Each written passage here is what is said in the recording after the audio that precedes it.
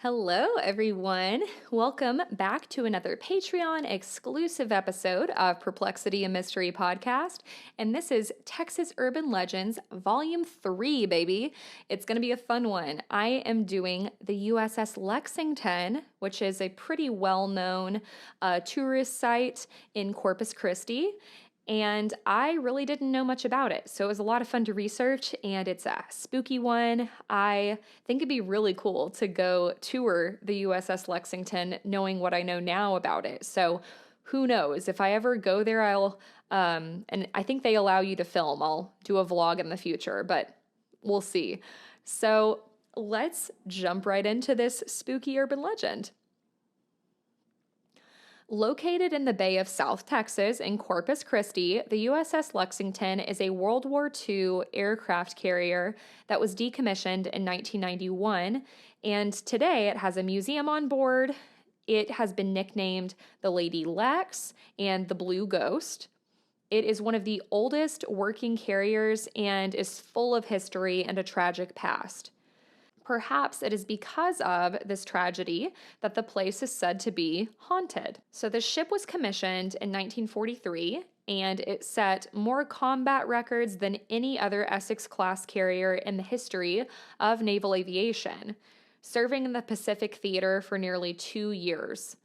The Lexington was originally named the U.S.S. Cabot, and during World War II, final construction was being completed at Massachusetts' Fore River Shipyard when word was received that the original carrier named U.S.S. Lexington, CV-2, had been sunk in the Coral Sea. So the new carrier's name was changed to the Lexington. It was no longer the U.S.S. Cabot. The carrier eventually joined the Fifth Fleet at Pearl Harbor. She was painted blue, the color of camouflage for the sea. During World War II, the aircraft carrier participated in nearly every major operation in Pacific Theater. The Lexington spent nearly 2 years in combat. Her planes destroyed hundreds of aircrafts and sank, damaged, or destroyed hundreds of thousands of tons of enemy cargo. The Japanese reported the Lexington had sunk at least 4 times, but if you look into this and do some research, this is not true. So the Japanese had basically had this propaganda that the ship had sunk and then it would return to fight, but it seems like this was just a myth. It was kind of a way for the Japanese to show like, oh, look, we sunk their biggest ship. And it was Japan that would give the ship the nickname the Blue Ghost because it keeps sinking, quote unquote, and it keeps coming back. Today, the name is a tribute to the ship and the crew that served aboard. During the attack on Kwajalein, I do not know how to say that, I'm sorry, Kwajalein, the ship was hit by a torpedo during this attack, and this would result in the death of 9 crew members and over 30 wounded. The attack also damaged the steering gear, so emergency repairs had to be done, and this was the first time that Tokyo Rose, the Japanese broadcaster, would announce the Blue Ghost had been sunk. The ship's island structure was hit by a Japanese kamikaze airplane in 1944. You can still see the place where it was hit because it's been marked by a Japanese flag. So if you go tour this, you will see that. And when this kamikaze hit, it has been confirmed that at least 50 crew members died and at least 130 were wounded. So there was definitely damage to this ship, but from what I could find, it never actually sunk. Later, the Lexington operated mostly with the 7th Fleet out of San Diego, California. The vessel was kept offshore, ready to be deployed during tensions in Formosa, Laos, and Cuba. At one point, it also served in the Atlantic and in the Pacific Ocean as an attack carrier and an anti-submarine carrier. She also spent nearly 30 years in Pensacola, Florida as a training carrier, And on August 18th, 1980, the Lexington became the first aircraft carrier in American history to have female crew members. In 1989, a student naval aviator would lose control of his T-2 training aircraft while trying to land on the ship. This accident would kill 4 crew members and injure 17. So, in total, more than 300 servicemen would lose their lives on the U.S.S. Lexington during World War II. Corpus Christi secured the U.S.S. Lexington as a museum through community support and a bond sale, and it was open to the public by the time it was November 1992. You can tour this place, it's about $50, or you can even do ghost hunting, you can stay overnight, that would be really cool. If you tour the place, it is absolutely massive. There's 5 different routes you can take. It is over 100,000 square feet with 11 different decks that you can check out. The ship is 870 feet long and 93 feet wide. It is capable of holding 2,600 people. There's escape rooms you can do in here. There's a flight simulator. There's a mega theater. There's a bookshop where I've heard they sell books about the history and the ghost encounters there. And during Halloween, it even has a haunted house. So let's get into the ghosts that are on this ship because there are a lot of them. Many people have reported ghostly footsteps, seeing apparitions of people in uniform, shadow figures, being touched, hearing strange disembodied voices, the sound of chains dragging across the ground. And they've also reported the elevators, because there's 11 different decks, often malfunctioning. Ghostly screams and cries are also regularly heard. And some guests have reported feeling uncomfortable in certain spaces of the ship and even getting sick. But it seems that the ghosts don't mean any harm and are generally friendly because they haven't hurt anybody. Workers have also reported when they're doing repairs on the ship that they'll go to take a break, and when they come back, their work is already done for them. The sound of people running has also been heard in the hangar bay by security guards, and this has been heard consistently at 3 a.m. One damage control officer, when this happened, checked the cameras to investigate the source of the noise, and there was nothing on the cameras. So then he went up to investigate the sound for himself, and he reported that when he went up to the hangar, he saw shadowy figures running across the deck. After this, it's said that this man never returned to work. He got scared and he quit his job. It seems there's definitely some residual haunting activity going on here, and this would be one example. Bill Miller, who is a volunteer and does the paranormal tour for the ship, has theorized that this could be the ghosts of sailors that are running for cover during a torpedo attack. He also reports that ghosts maintain the ship, doing the same types of activities or chores over and over again. There's also been a lot of paranormal activity reported in the engine room of the ship, which is said to be the most haunted area. People say there are dozens of spirits, though, that roam the Lexington.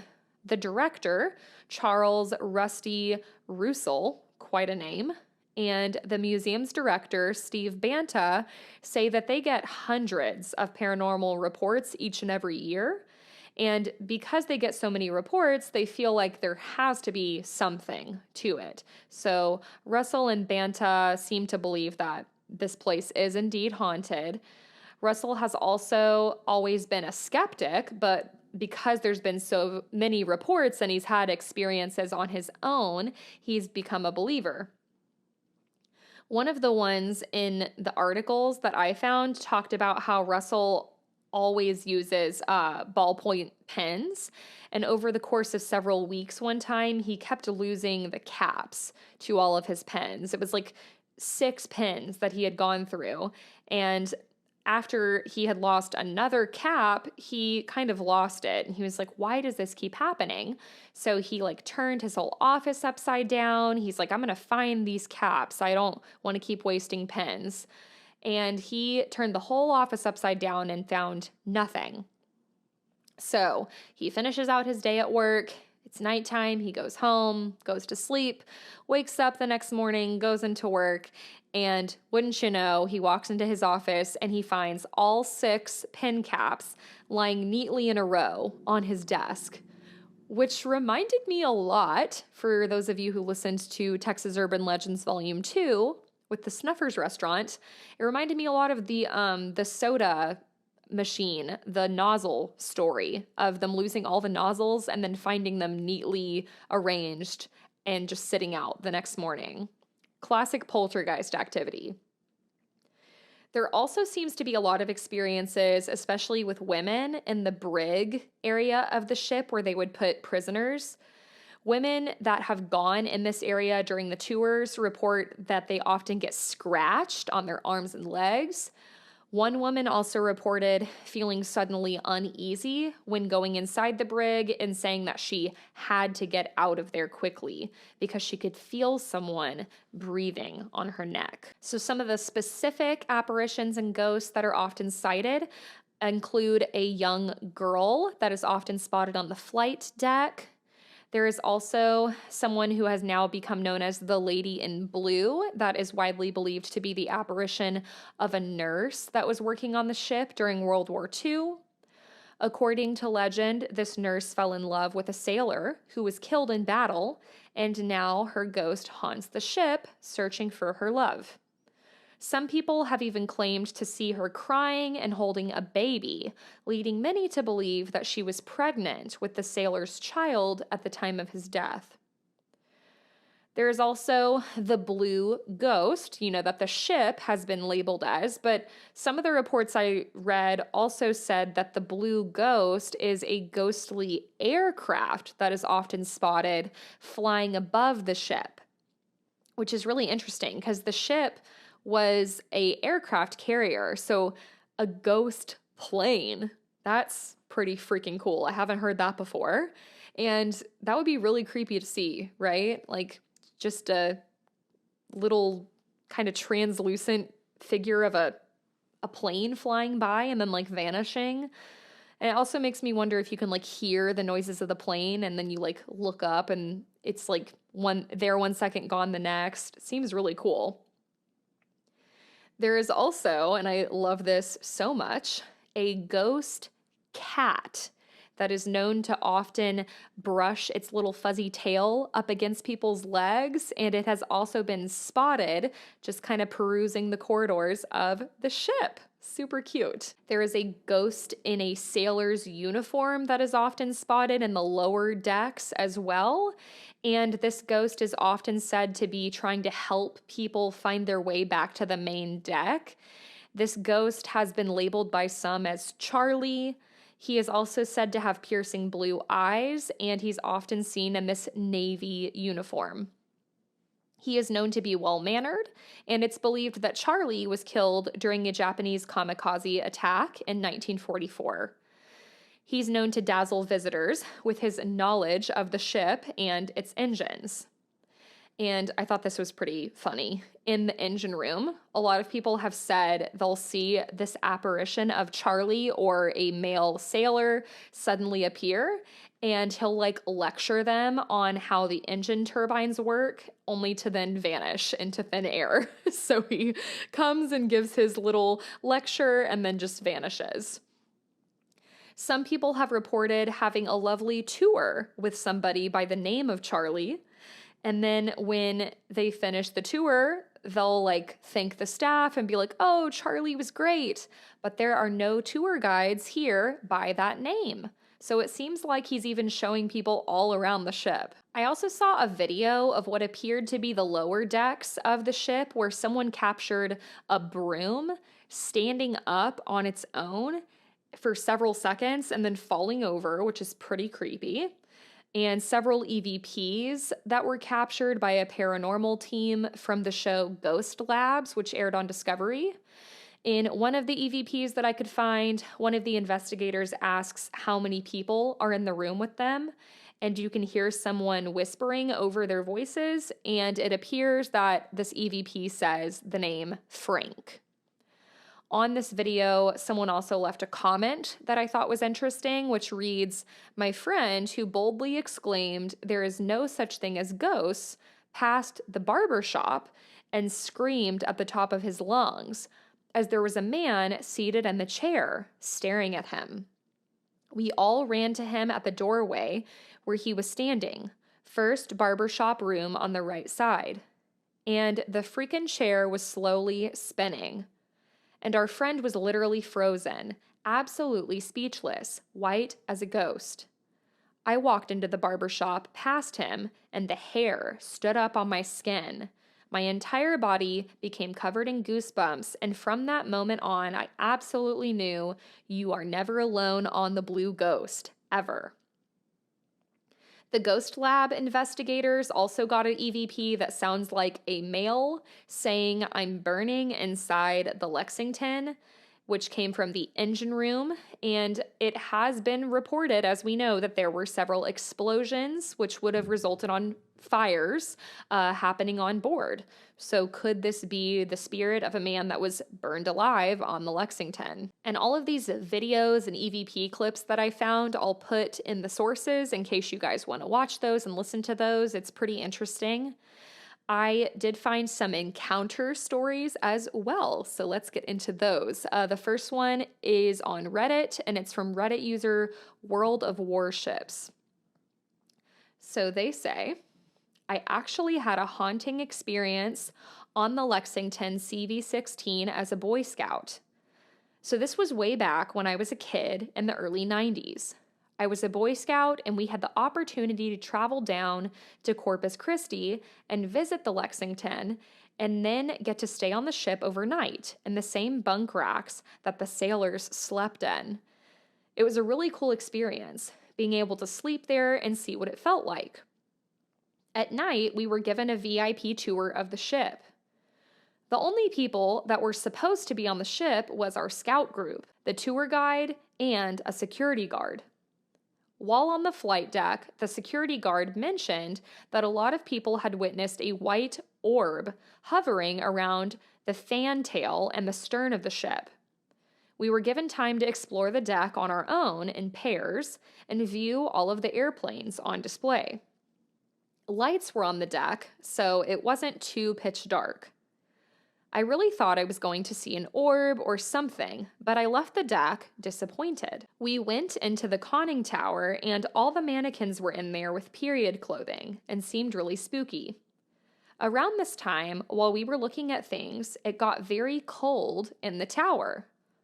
All of a sudden, we heard what sounded like footsteps of people running down the halls and down the stairwells of the ship, followed by the loud bang of a bulkhead door closing. Our Scoutsmaster thought some of us had run off and played a prank, but we were all accounted for. The tour guide even radioed the security guard, but he was at his post in the hangar by the entrance, so there was no one unaccounted for. Frankly, it spooked us all to death, and through the rest of the tour, we kept looking over our backs. That night in the bunks was especially scary. A few times I woke up in the middle of the night and could have sworn I heard whispering of people just outside my bunk curtain and the walking of footsteps. All in all, it was still really fun to learn about the ship and all of its history. If you ever get the chance to visit her, she's incredibly well preserved. The only areas off limits is some of the lower levels of machinery down by the shafts.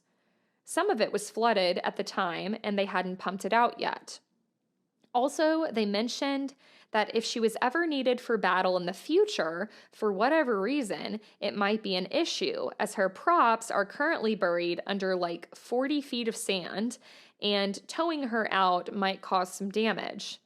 Not sure if any of that is true, but it's something I thought I remember hearing about on the tour. I need to go back and visit her sometime. So pretty interesting experience there, having some poltergeist activity in the bunks and out on the decks. And the slamming of the door is interesting too, because that comes up in another encounter that we will read after the one I'm about to read to you now. This one's really short. It's also a Reddit post. It's from Reddit user Bombsplat. And it says, Reddit, in the spirit of Halloween, what is the best ghost story you've ever heard / experienced? I'll start. It isn't much, so I'll be brief. I was on the U.S.S. Lexington, an old World War II aircraft carrier that is docked in Corpus Christi, Texas, and it's supposedly very haunted. I was around 12 or 13, and I was taking a video of the surroundings at night with my phone. Suddenly, I saw 2 bright orange orbs on the screen, just floating in midair.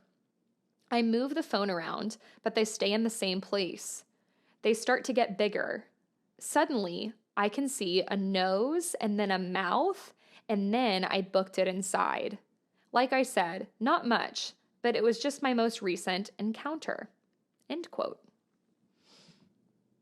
So this last sighting I found is pretty recent. It's from 2017, and I'm just going to summarize it because it was mentioned in a news broadcast, which I also linked in the sources. And this is from the Morales family that was visiting the Lexington over a spring break holiday. So in the video, you can hear the family whistling, which stop whistling at spirits. Please, it invites them in. We've talked about this. And they're standing at the top of a stairwell. You can't see the family. They're just like holding the camera, but you can see this stairwell going down and this heavy metal door, and they're whistling. And suddenly you see this door slightly open and then slam shut really loud and fast. Rusty, the director, is interviewed in this whole thing, and he says he wasn't surprised when he heard about this, and he also watched the video. He said they've had similar encounters with other tourists, kind of like the one I was reading on Reddit, and the spirits have been known to violently shake a door as well as door handles. He said he has witnessed this happen once, and when he grabbed the door and opened it really fast, no one was on the other side. And in this same video, they also interviewed one of the ship's electricians, this guy named Ernest. And Ernest said that he has also had an experience on the ship where he was fixing something when he saw the apparition of a man in a sailor's uniform cross in front of him and then walk through the wall. So really cool Scooby-Doo kind of experience. So that, everybody, is the amount of what I could find on the U.S.S. Lexington. I tried to pull up as much info as I could, and I love a ghost ship story, right? So I thought that would be fun. That is Texas Urban Legends Volume 3. And I thought this was a fun one. Let me know what you guys think down in the comments. And please, no one has asked me yet for a request for Texas Urban Legends. What do you guys want for Volume 4? Give me feedback, please. I have ideas, but I want to do what you guys want to hear, you know? So let me know your thoughts down in the comments, and I will talk to y'all soon. Bye.